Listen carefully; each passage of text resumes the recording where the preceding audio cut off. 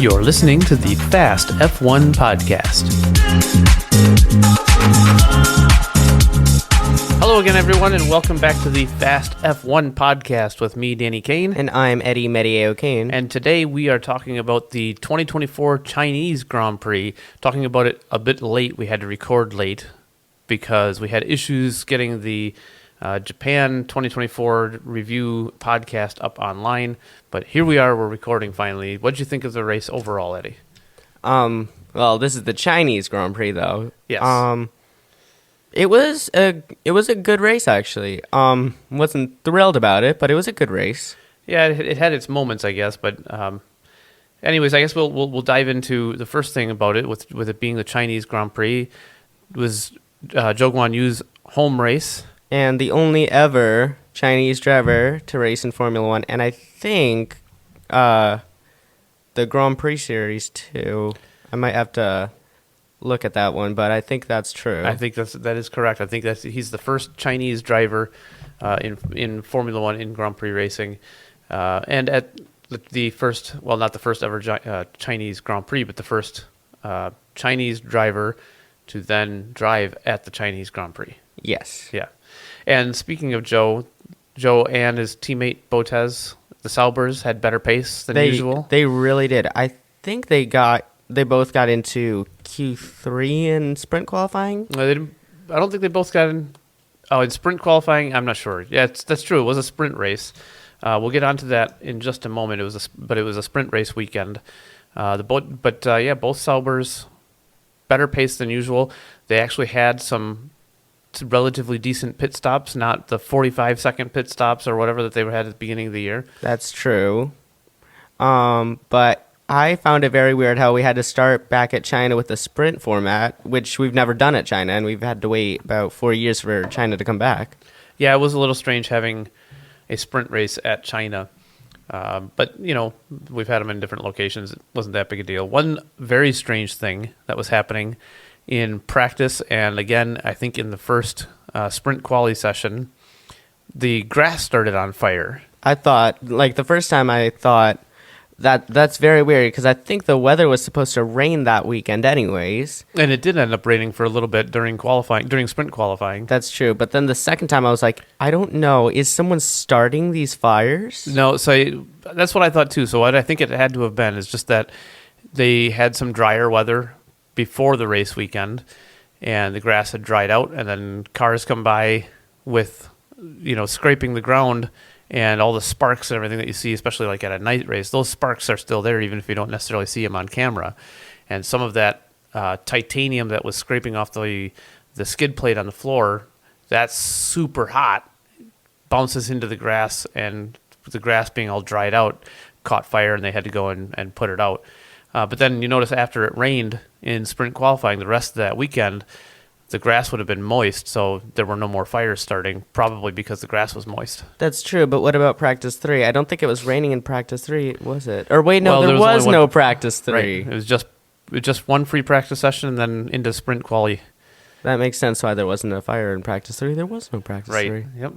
So with it being sprint weekend, we had a sprint qualifying session, and pole position was taken by Max Verstappen again. No, it wasn't. Yay! It was by my boy Lando Norris.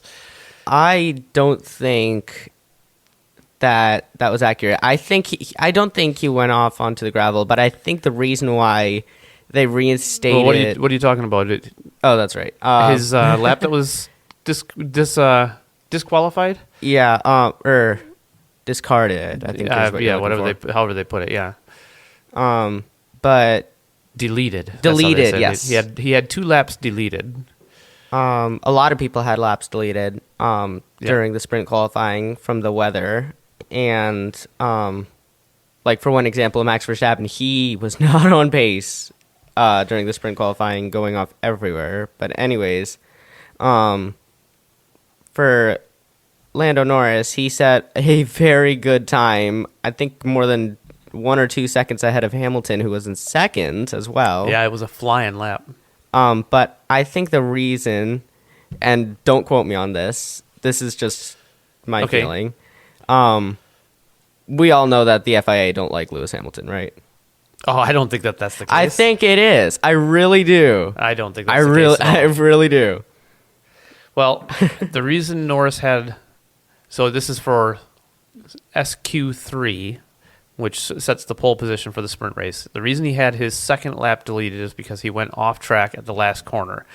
He had his third and final lap deleted because the rules say if you go off track at the final corner, your next lap also won't count. And that rule is in place for tracks like Austria, where if you go really wide through the last corner, you can have a blast of speed going onto the front straight, and you start the lap at a faster pace than you would otherwise. Yeah, I figured that out. But it was very obvious at China, he did not get a speed advantage by going wide. He was off in the gravel, so he started the lap slower than he did the lap before, and that's why they reinstated his lap, as they said, okay, fine, we can see that he didn't gain an advantage of any sort. That's funny, because Austria is the one track that I do time trials on in a sim, and that's what annoys me every time, is that that's the one place that I go off on, and for some reason it says this lap and the next lap have to be redone. And that's why, yep. And then it rained a little bit in SQ3 and a little bit more in SQ2, and then a little bit more in SQ3.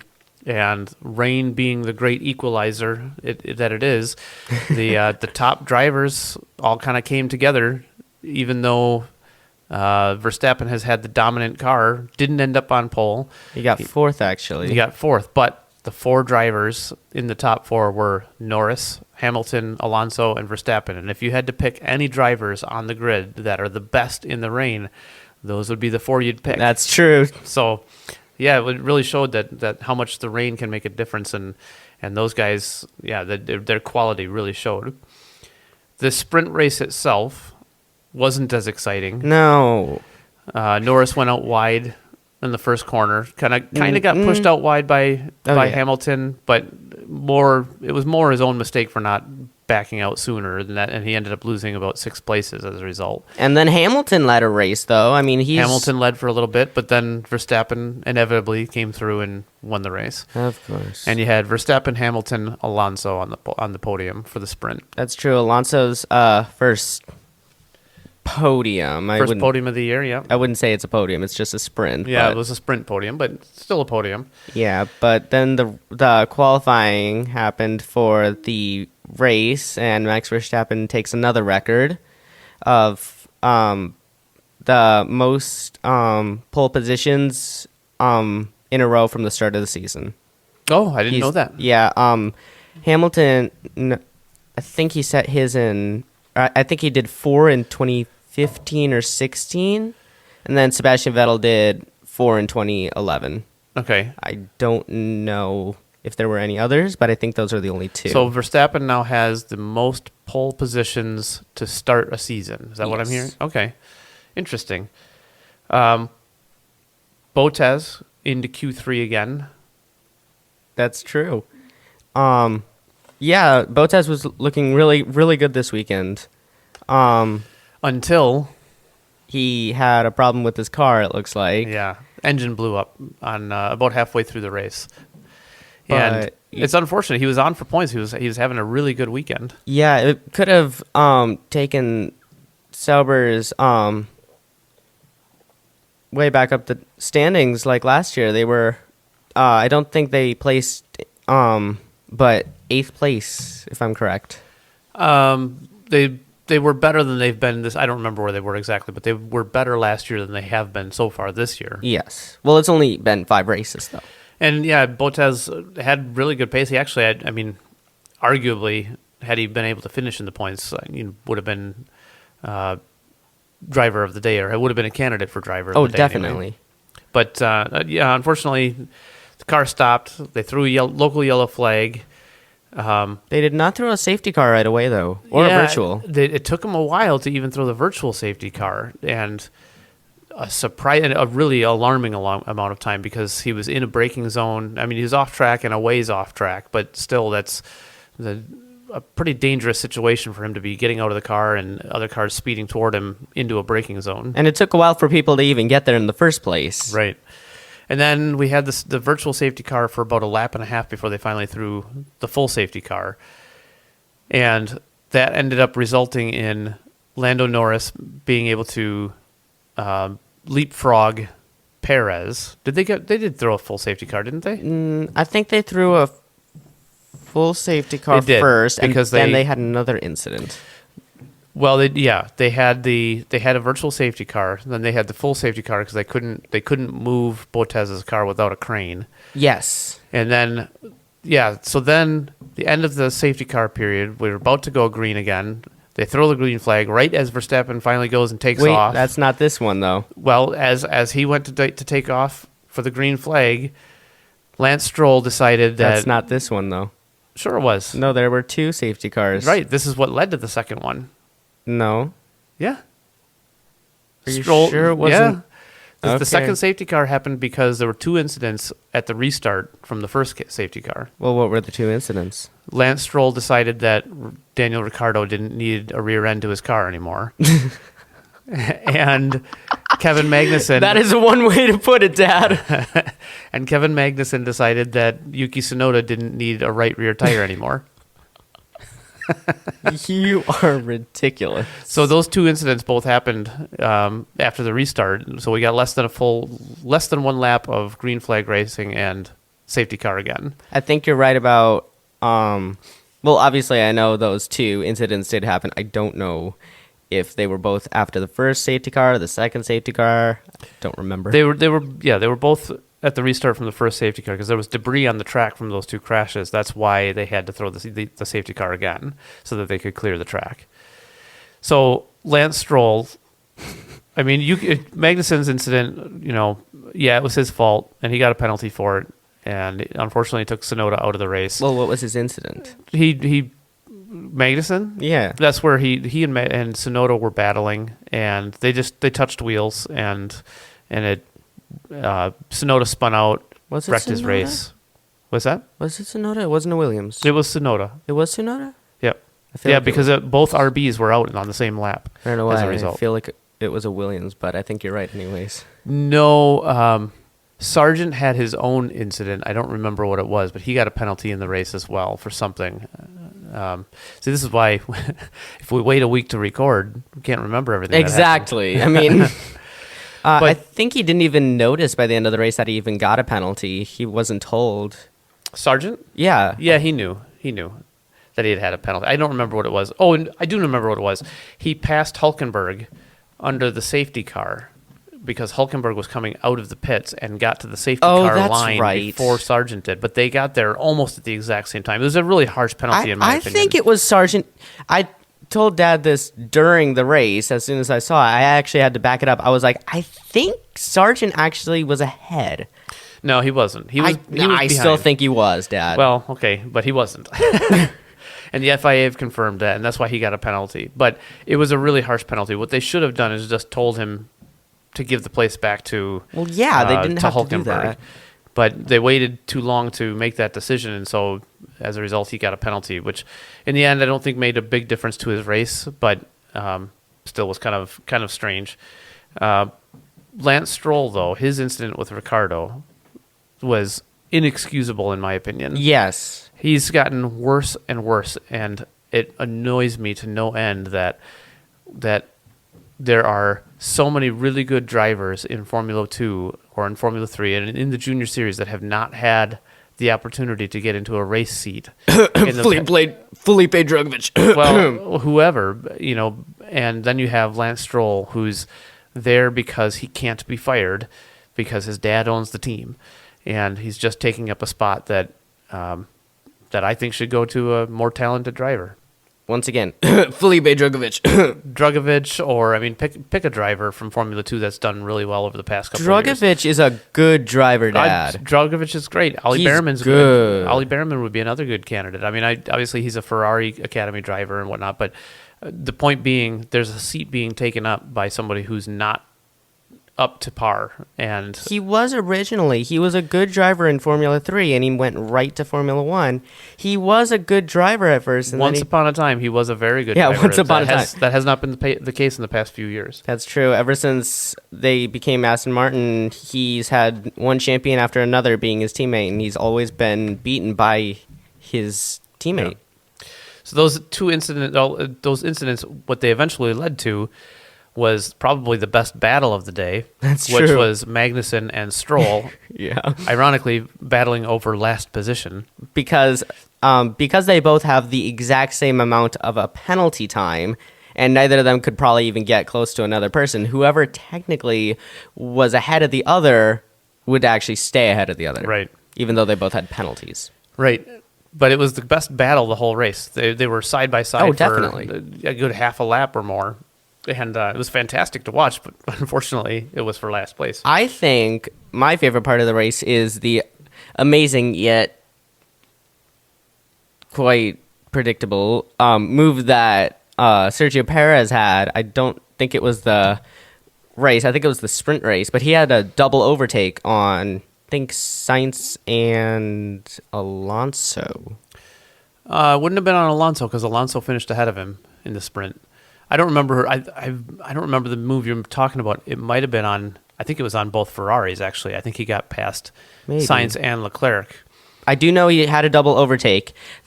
They didn't put it on the crypto award for the 5 options though this time to vote for. I don't know why they didn't. If they put that on there, I would have immediately voted for that one. Is that something on the simulator on the F1 No, 23 or no, that's on that. You can find that on F1.com. You can vote Oh, okay. for the crypto award. Well, in the end, the race win once again. Max Verstappen. He's inevitable. Of course. He dominated the race. He actually, at the start and at both restarts, he just at the one restart that went to the end, he just absolutely blitzed the restart, walked away with it. The guy is phenomenal. As much as I don't like him personally. Well, we used to like him in 2021, and now he's just gotten too good. I've never really liked him that much. But either way, we don't have Alpine in last anymore, technically. Because even though That's Sauber... right. They got an 11th place and a 13th place, right? Yes, neither of them got points, though. But the reason why they're still ahead of them, or ahead of the team who is in last place, which is Kick Sauber, is because of Valtteri Bottas' DNF. If he did not DNF, I think Sauber would definitely have gotten way higher in the standings. But because they were doing really good that weekend, and then it just all fell apart. Yeah.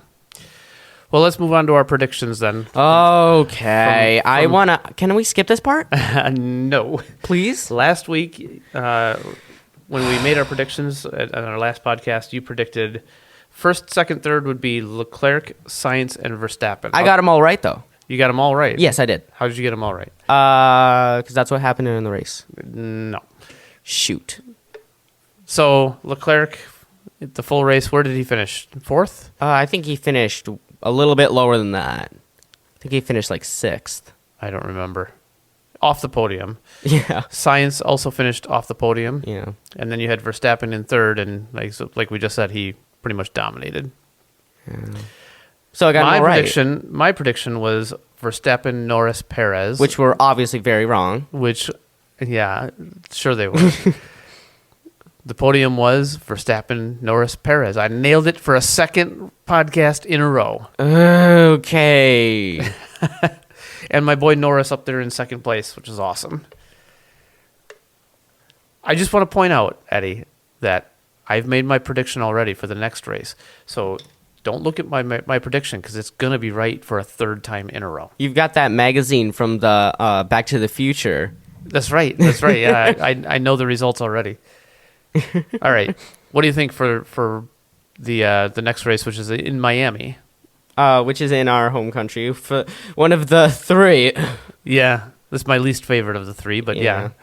I find Coda my least favorite of the 3, but That's because you're wrong. I really think we have, even though we are from the United States, I think that we have way too many U.S. Grand Prix because everywhere has 1. Italy has 2. We've got 3. Yeah, well, we've got too much. We have 3 on 3 very far apart places of our country, and our country That's is no excuse. our country by itself is about half the size of Europe. That's if you look at how close together the races are in Europe, they're closer together than the 3 races in the United States. Yet we've got none in Greenland or Antarctica. Then again, those are very cold places. But we've also got none in Russia now. Yeah, well, that's just the way it is. So what do you think? What are your 3 for the Miami Grand Prix? Oh, Miami? Verstappen's been really dominating, so I'm going to have to say him as much as I really don't want to. Okay, so who's your second and third? I think Leclerc's definitely going to do well at this one. But I'm going to surprise you, and I'm going to say that Oscar Piastri is going to get third. Okay. Yeah, I know that one. I don't feel confident about the last one. Well, I mean, I said Norris for second, and I didn't feel confident when I said it. Yeah, I got it immediately right. told you last time that I was like, that's even more odd than mine. Apparently it was not. Well, I am going to say Verstappen first, and a return to form for Perez. He'll be second, and Leclerc third. So let's put So that I as... don't think your Leclerc in second is too far off. I'm saying him for third. So let's put yours opposite. That way you don't win the next one. You want me to switch mine around Yes. so that Piastri gets his first win? Yeah, I do. How about I leave it how it is, and Leclerc can win, or something like that. All right. Well, Or leave it like that and Leclerc can win. Okay. how about we wrap it up? Okay. All right. This has been our Chinese Grand Prix of 2024 race review. Thanks for listening, everyone. Make sure you give the podcast a like on whatever your podcast platform of choice is. And I've been Danny Kane. And I've been...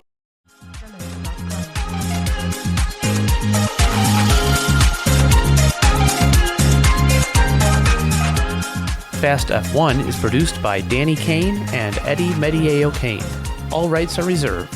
Music is performed by Alex Zavesa. Thanks for listening.